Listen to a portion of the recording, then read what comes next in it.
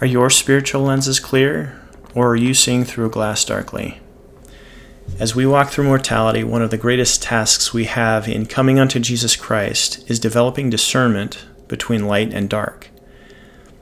In the late summer of 2022, when offense and accusations from leading members sowed division in the Doctrine of Christ Group, observers were left to discern who to trust amidst the division. The following experience took place after these initial events. This excerpt is taken from my journal from the 21st of September 2022 and edited for relevancy. The Spirit directs that I share the following experience. I assume as an experience and witness of the effect of the adversary upon our perception of things. Met up with Phil and Kirk from the Art City Church in Springville. When I got out of the car and met Phil in the parking lot, he had a different look about him. He had the same kind of look that might indicate he was having a nice and flush, with a red face and intense pronounced eyes that I've seen both in him and myself when a flush happens.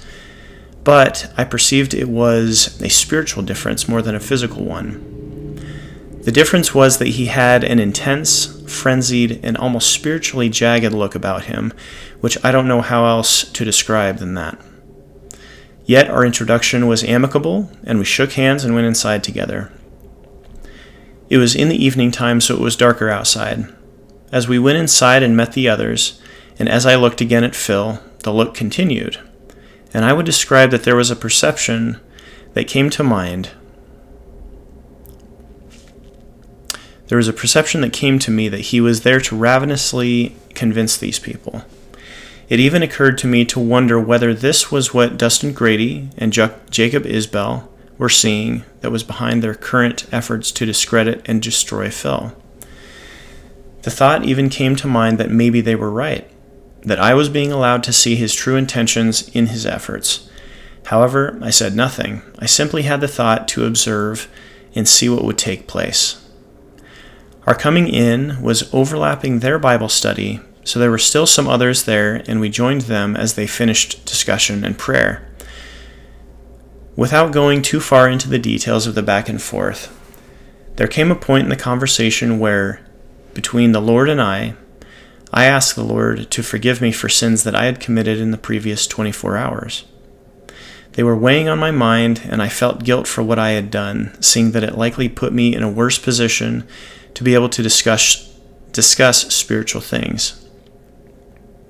In this asking for forgiveness, focusing in on the Spirit, and if there was a response, the clear answer came to me, I forgive you.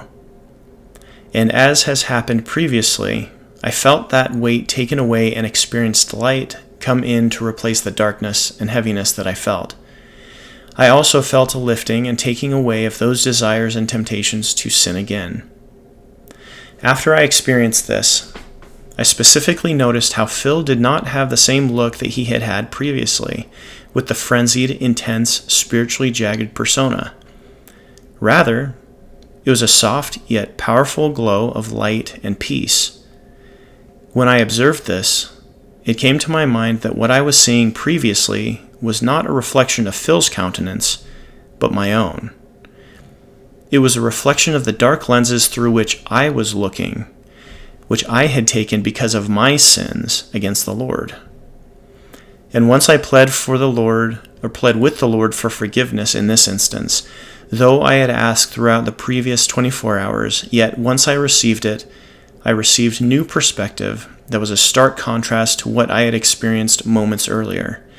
The thought of seeing what Dustin and Jacob and others were seeing in Phil came back to my mind. And it was made clear to me that they are seeing things through colored lenses, their perspective altered by the dark spirits that they are allowing to influence them. It was an important experience for me to have.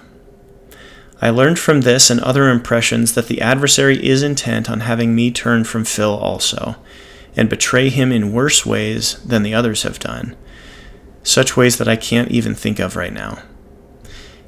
It has served as a warning to me to be on guard, to discern, and to stand in humility before the Lord lest I go on in a false perception, thinking that I know of myself instead of checking in humility before the Lord. Now I share this that it might help us realize the craft of the adversary and his tools in use to tear us apart. Take it to the Lord for confirmation. Take the Holy Spirit as your guide. Walk in all humility that you may overcome the counterfeits from our enemy.